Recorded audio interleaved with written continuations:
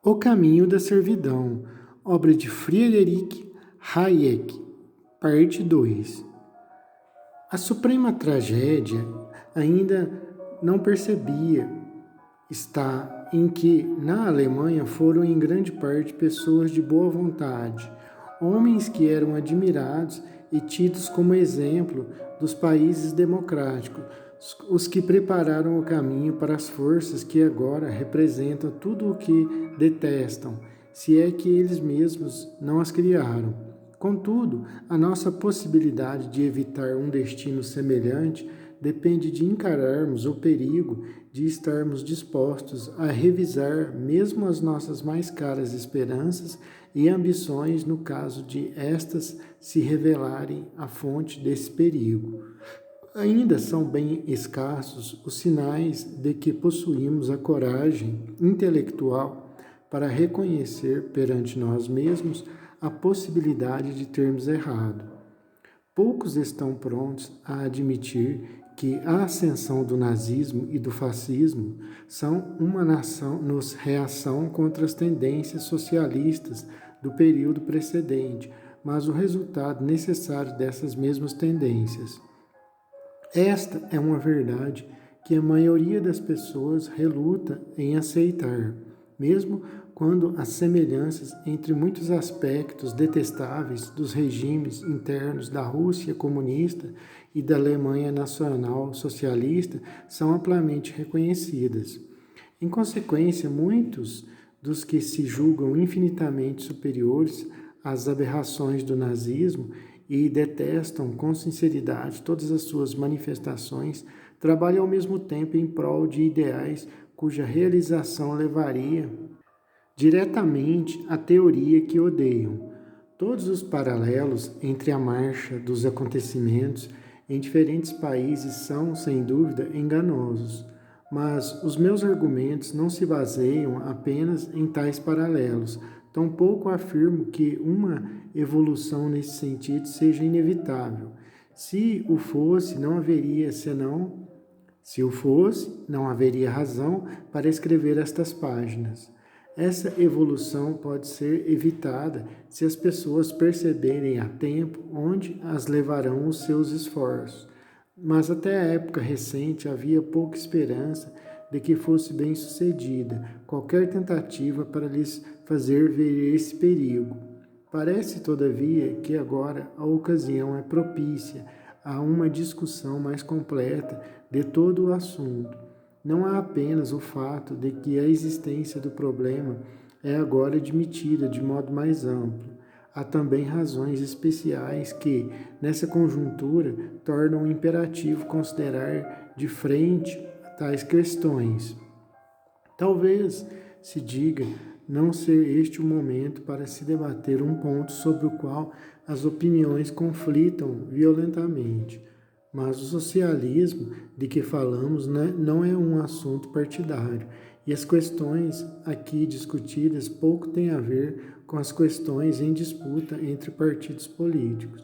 Para o nosso problema, pouco importa o fato de alguns grupos desejarem menor grau de socialismo do que outros, de que estes queiram o socialismo em função do interesse de um grupo e aqueles no interesse de outro. O importante é que, se considerarmos as pessoas cujas opiniões influem nos acontecimentos neste país, todas elas são em certa medida socialistas. Se já não está em voga acentuar que agora todos somos socialistas, isso ocorre apenas porque o fato é demasiado óbvio. Dificilmente haverá alguém que duvide de que devemos continuar caminhando para o socialismo, e muitos há que estão tentando desviar esse movimento no simples interesse de um grupo ou de uma classe em particular. É porque quase todos o desejam que estamos marchando nessa direção.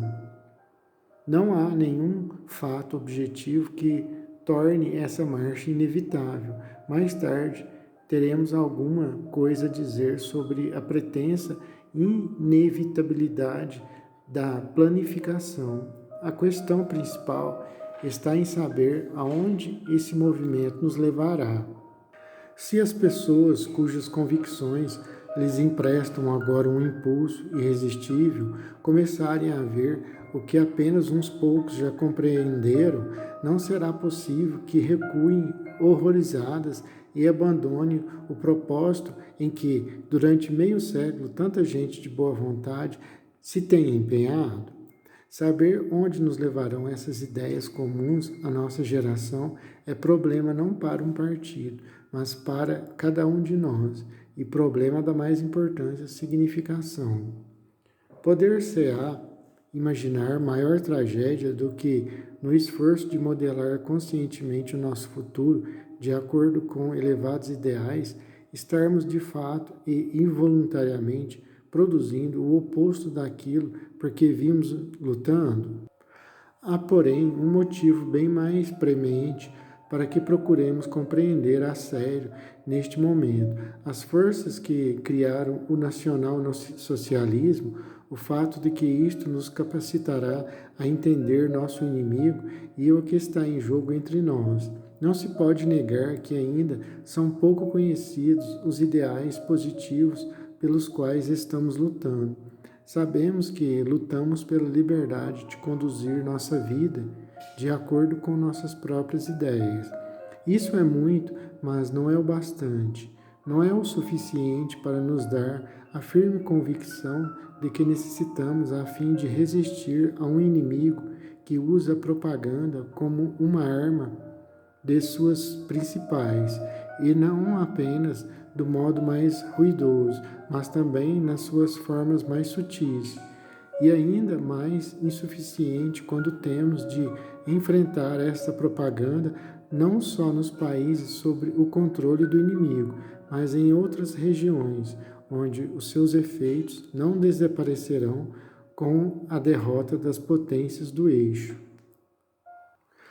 Não é o bastante se precisarmos demonstrar aos outros que aquilo por que lutamos é digno de seu apoio, e tampouco basta para nos guiar na construção de uma nova Europa a salvo dos perigos diante dos quais o velho mundo sucumbiu.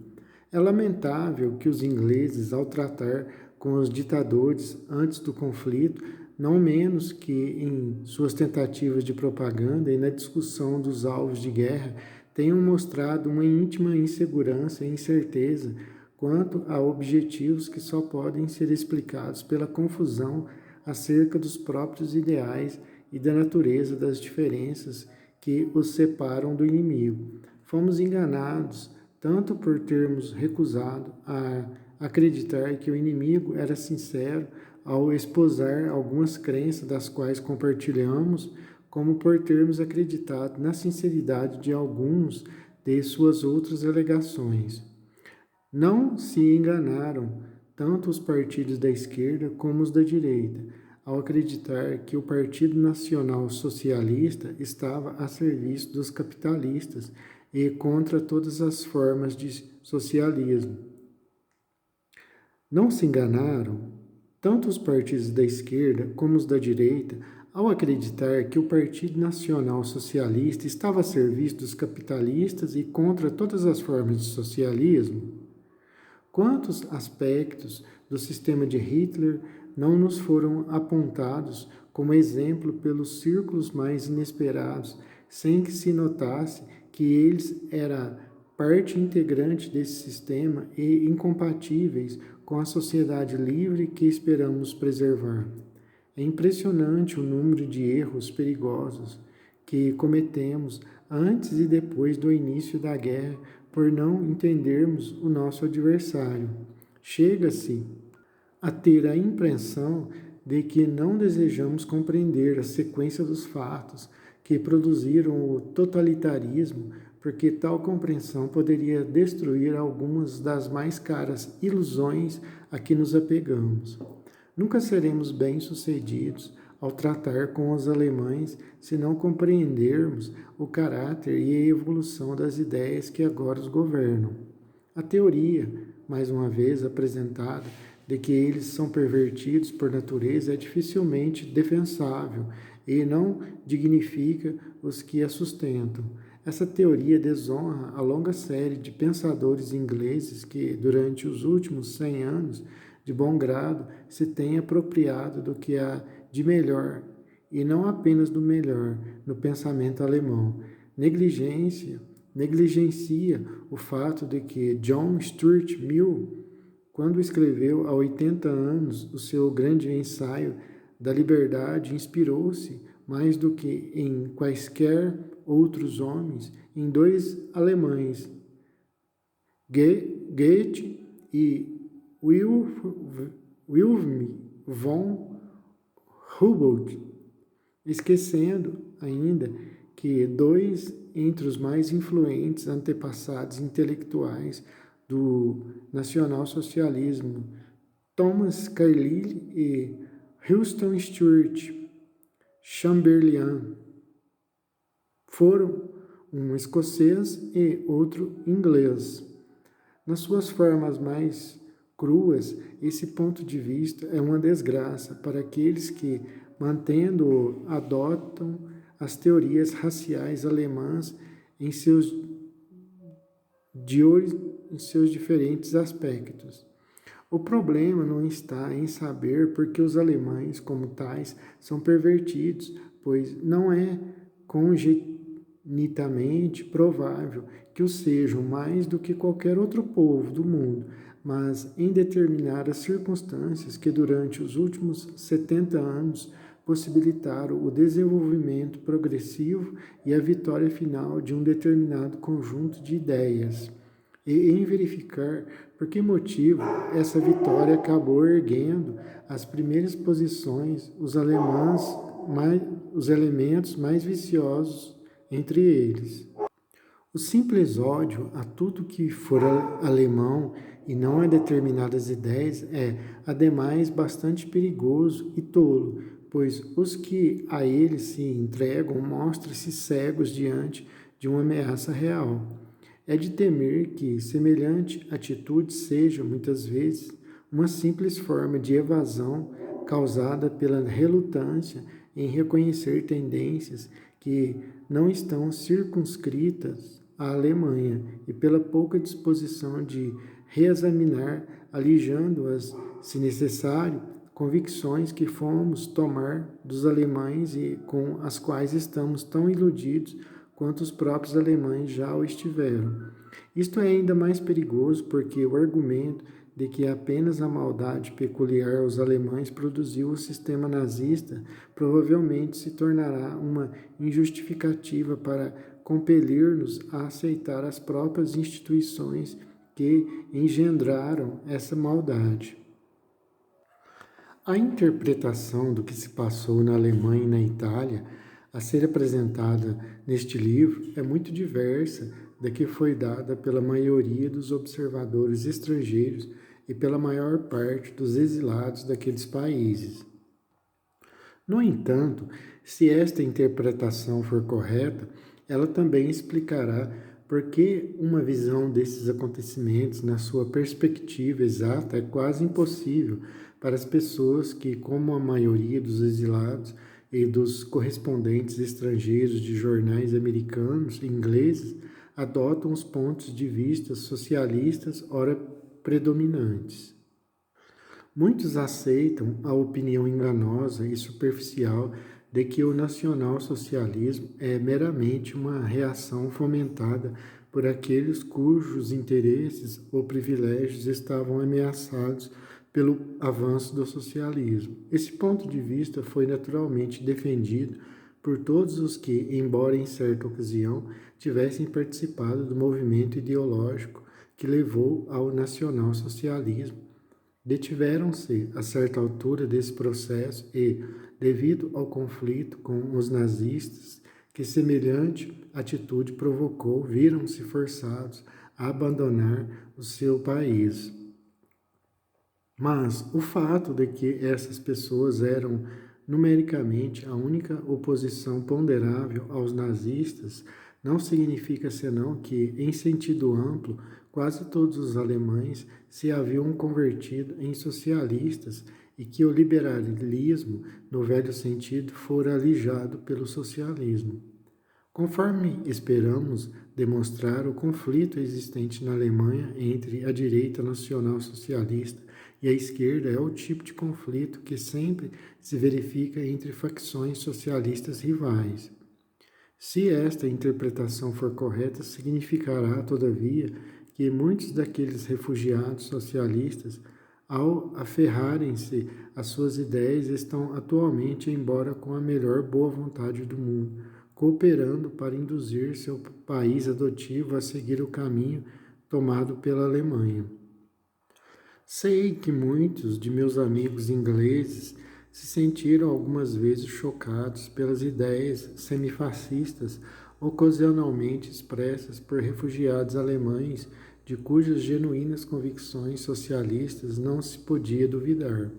Mas enquanto esses observadores ingleses atribuíam tais ideias ao fato de que os outros eram alemães, a verdadeira explicação é que eles eram socialistas, cuja experiência os havia levado muitos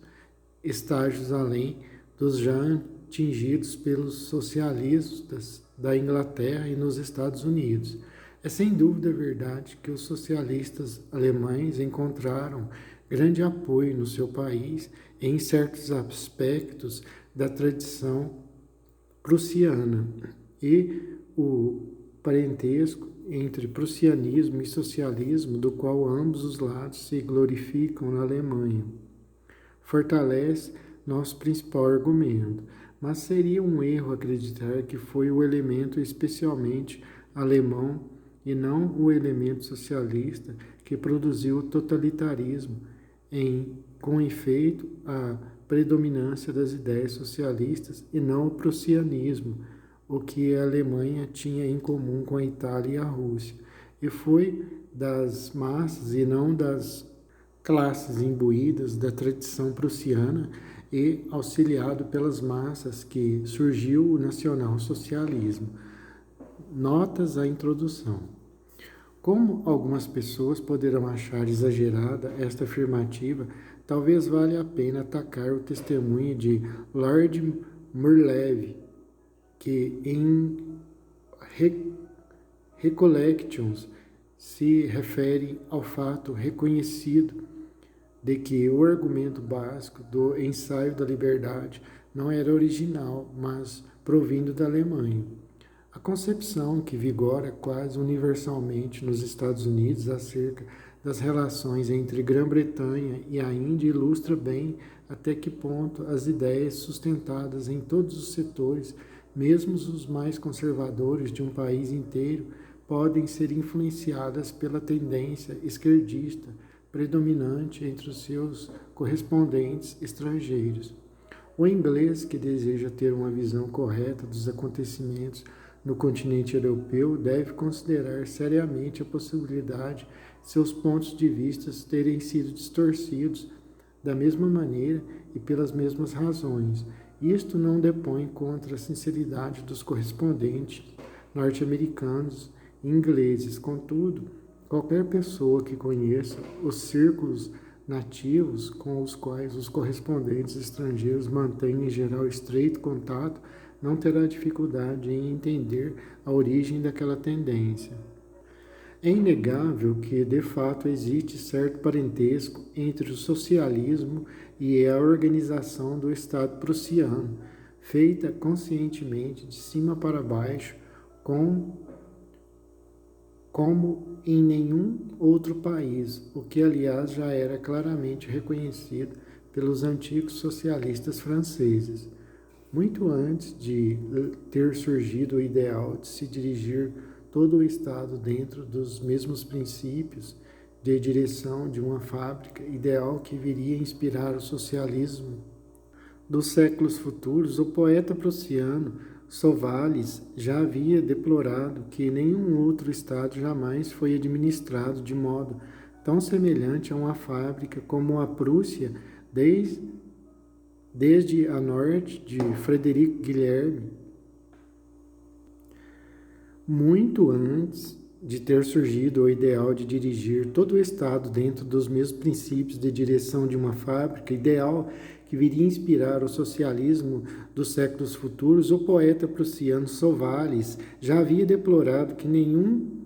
outro Estado jamais foi administrado de modo tão semelhante a uma fábrica como a Prússia desde a morte de Frederico Guilherme. A tese básica deste programa não é a de que o sistema de livre iniciativa fracassou em nossa época, mas a de que tal sistema ainda não foi posto em prática. F.D. Roosevelt.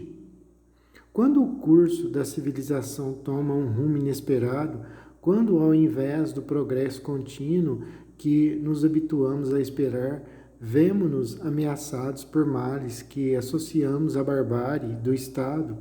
do passado, naturalmente atribuímos a culpa a tudo, exceto a nós mesmos. Não temos todos nós esforçado ao máximo, mas tem muitos dos espíritos mais esclarecidos desenvolvido um trabalho incansável para tomar este mundo melhor? Não estiveram nossos esforços e esperanças voltados para maior liberdade, justiça e propriedade?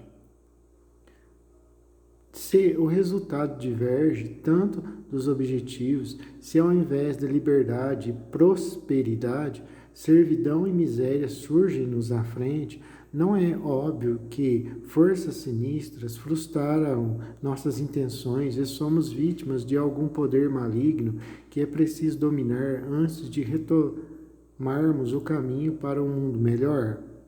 Por mais que possamos discordar quanto à causa desta situação, o capitalista perverso ou o espírito malévolo dessa ou daquela nação, a estupidez de nossos pais ou um sistema social que ainda não foi derrubado por completo, apesar de meio século de lutas, todos estamos certos de uma coisa, ou pelo menos estávamos até recentemente. As ideias que ao longo da geração passada foram seguidas pela maioria dos homens de boa vontade e determinaram grandes mudanças em nossa vida social não podiam estar erradas. Estamos dispostos a aceitar quase todas as explicações para a presente crise da nossa civilização, exceto que ela resulte de um erro de nossa parte e que a busca de alguns dos nossos mais caros ideais tenha produzido efeitos tão diferentes dos esperados. Enquanto concentramos todas as nossas energias em vencer esta guerra, é-nos às vezes difícil lembrar que, mesmo antes da guerra, os valores pelos quais hoje lutamos estavam ameaçados em nosso próprio país e destruídos em outros. Embora, neste momento, os ideais diferentes sejam representados por nações antagônicas que lutam para preservá-los, não devemos esquecer que o atual conflito surgiu de um embate de ideias, no seio do qual não há muito havia uma única civilização europeia. Tampouco devemos esquecer que as tendências que culminaram com a criação dos sistemas totalitários não estavam limitados aos países que a elas sucumbiram. Conquanto a primeira tarefa seja agora vencer a guerra, a vitória nos proporcionará apenas outra oportunidade para enfrentar os problemas básicos e encontrar um meio de evitar o destino que atingiu civilizações congêneres. Não deixa de ser difícil pensar na Alemanha, na Itália ou na Rússia, não como mundos diferentes, mas como produtos de uma evolução de ideias da qual nós mesmos participamos. É mais fácil e mais cômodo, pelo menos no tocante aos nossos inimigos, pensar que eles são inteiramente diferentes de nós e que aqui não pode acontecer o que lá aconteceu. Contudo, a história destes países, nos anos anteriores ao surgimento do sistema totalitário, apresentava poucos aspectos estranhos à nossa. O conflito externo é o resultado de uma transformação do pensamento europeu que se acelerou mais entre alguns povos, levando-os a uma divergência irreconciliável com os nossos ideais, transformação que, no entanto, não deixou de nos atingir. O fato de uma mudança das ideias e a força de vontade humana terem tornado o mundo o que ele é agora, embora os próprios homens não previssem esses resultados e de nenhuma mudança espontânea nos fatos nos ter obrigado a adaptar a isso, nosso pensamento é talvez algo que os ingleses tenham particular dificuldade de compreender, justamente porque, para sua felicidade, eles tardaram a acompanhar a modificação do pensamento verificada entre a maior parte dos povos europeus. Ainda julgamos que os ideais pelos quais nos pautamos e que nortearam a geração passada só se realizarão no futuro, e não percebemos o quanto, nesses últimos 25 anos, eles já transformaram não apenas o mundo, mas também este país.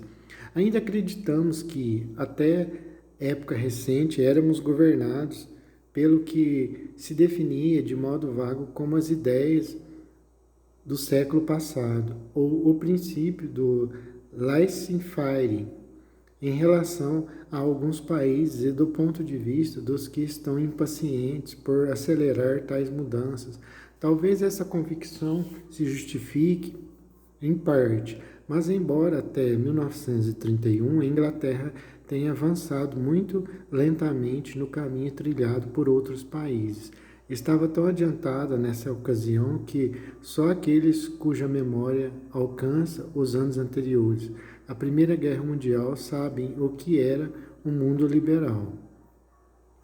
O aspecto crucial de que o nosso povo ainda tão pouco se apercebe, contudo, não é apenas a magnitude das transformações ocorridas durante a geração passada, mas o fato de que elas significam um completo desvio da evolução de nossas ideias e da ordem social. Durante pelo menos 25 anos antes de o espectro do totalitarismo se tornar uma ameaça real, fomos nos afastando progressivamente das ideias básicas sobre as quais se erguera a civilização ocidental. O fato de que este novo rumo, tomado com tanta esperança e ambição, nos fizesse deparar com o horror do totalitarismo, representou um profundo choque para esta geração que se recusa ainda a relacionar uma coisa à outra. Contudo, este desmoronamento apenas confirma as advertências dos fundadores da filosofia liberal que ainda professamos. Fomos, aos poucos, abandonando aquela liberdade de ação econômica sem a qual a liberdade política e social jamais existiu no passado. Embora alguns dos maiores pensadores políticos do passado século, como T. Tocqueville e Lord Acton, nos advertissem de que socialismo significa escravidão, fomos continuamente avançando em direção ao socialismo. E agora, tendo visto uma nova forma de escravidão manifestar-se diante de nós, já esquecemos de tal modo essa advertência que mal nos damos conta da possível relação entre as duas coisas. A tendência moderna ao socialismo não implica apenas um rompimento definitivo com o passado recente, mas com toda a evolução da civilização ocidental, e isso se torna claro quando o consideramos não só em relação ao passado século, mas numa perspectiva histórica mais ampla. Estamos rapidamente abandonando não só as ideias de Cobden e Bright, de Adam Smith e Hume, ou mesmo de Locke e Milton, mas também uma das características mais importantes da civilização ocidental que evoluiu a partir dos fundamentos lançados pelo cristianismo e pelos gregos e romanos. Renunciamos progressivamente não só ao liberalismo, mas ao individualismo essencial que herdamos de Erasmo e Montaigne, de Cícero e Tácio, de Péricles e Tucídides, o líder nazista que definiu a evolução nacional socialista como uma contra-renascença, estava mais para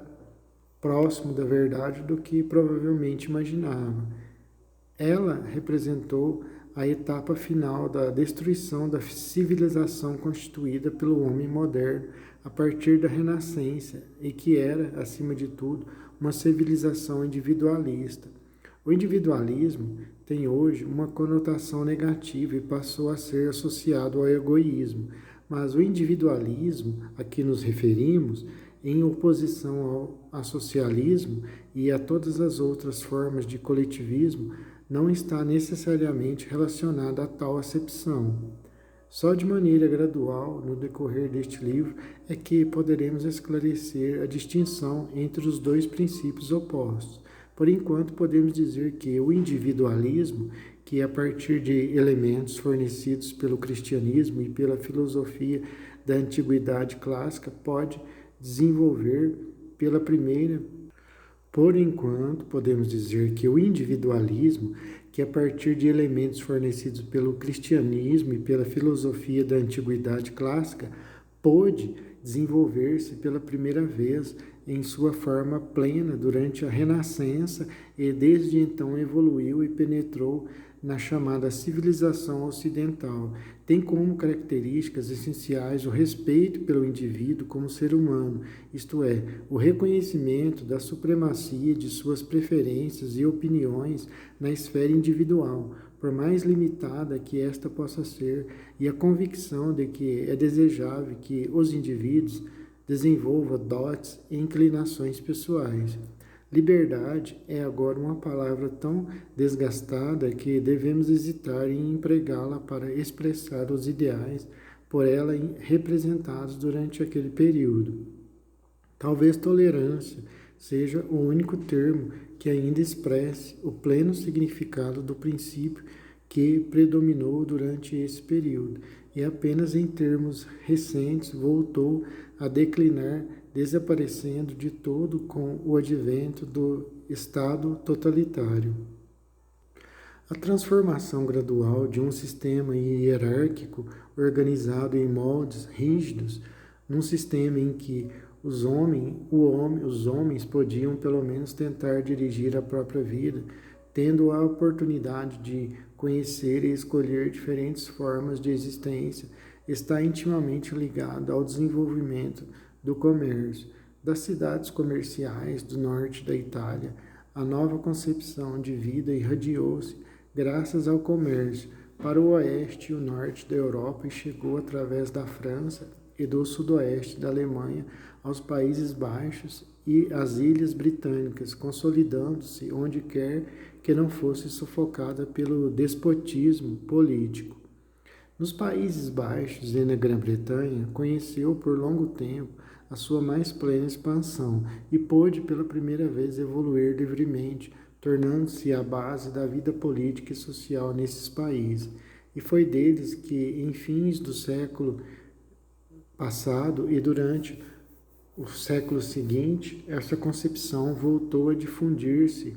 agora melhor desenvolvida para o oeste e leste, para o Novo Mundo e para a Europa Central, onde guerras devastadoras e opressão política haviam, com grande parte, asfixiado os primórdios de uma evolução semelhante ocorrida em séculos anteriores. Durante todo esse período moderno da história europeia, a tendência geral do desenvolvimento social era libertar o indivíduo das restrições que o mantinham sujeito a padrões determinados pelo costume ou pela autoridade no que dizia respeito às suas atividades ordinárias.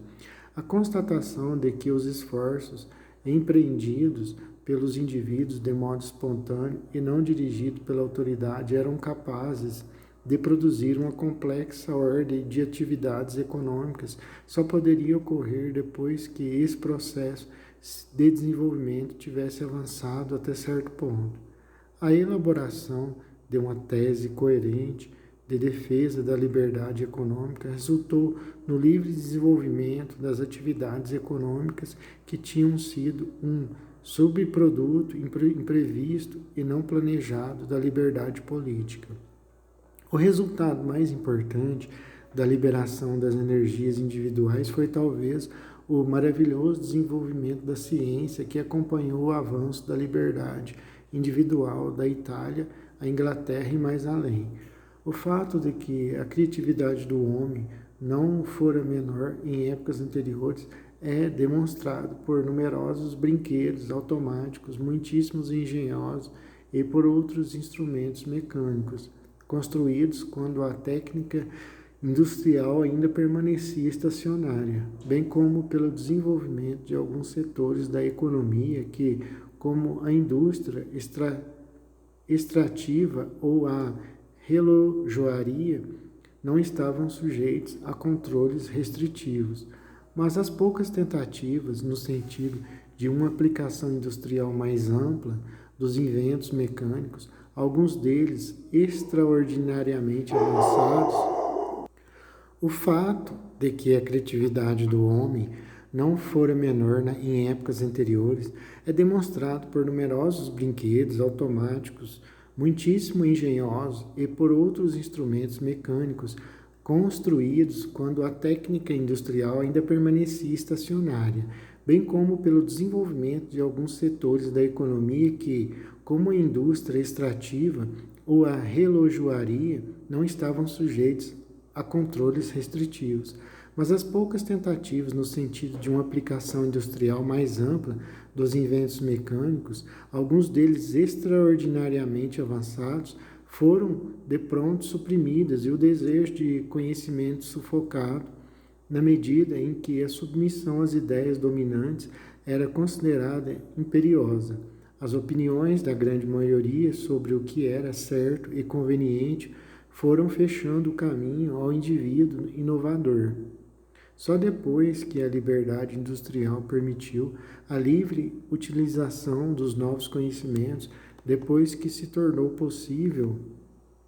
Só depois que a liberdade industrial permitiu a livre utilização dos novos conhecimentos, depois que se tornou possível qualquer experimentação, desde que alguém se dispusesse a financiá-la, e cumpre acrescentar, isto ocorria na maioria das vezes, fora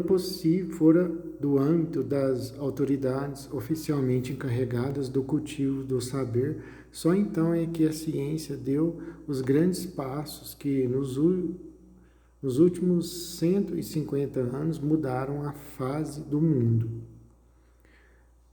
Como tantas vezes acontece, a natureza de nossa civilização foi percebida com maior clareza por seus adversários do que pela maioria de seus defensores. A eterna doença do Ocidente, a revolta do indivíduo contra a espécie, conforme a chamou Augusto Comte, aquele totalitário, foi a realidade, a força que construiu nossa civilização. A contribuição ao individualismo do período precedente foi apenas trazer a todas as classes a consciência da liberdade, desenvolver sistemas e, continuamente, o que surgira de modo aleatório e fragmentário e disseminá-lo da Inglaterra e Holanda para a maior parte do continente europeu.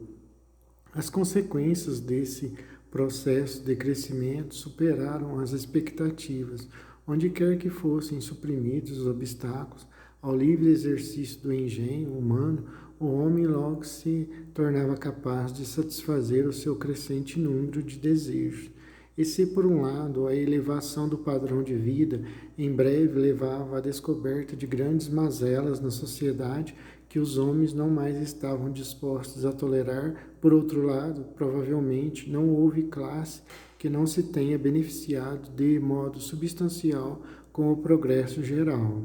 Não podemos fazer justiça a esse crescimento estarrecedor se o medirmos pelos padrões contemporâneos que dele decorrem e que agora tornam evidentes tantos defeitos antes não percebidos. O que tal progresso significou para os seus protagonistas deve ser avaliado pelas esperanças e os desejos que os homens tinham quando ele começou, e não cabe a menor dúvida de que seu êxito ultrapassou os sonhos mais ousados. Em princípio, Em princípios do século passado, o trabalhador do mundo ocidental havia alcançado um grau de conforto material, segurança e independência que parecia impossível um século antes. Provavelmente, o que no futuro será considerado o efeito mais significativo e abrangente desse êxito é a nossa consciência de poder sobre o próprio destino,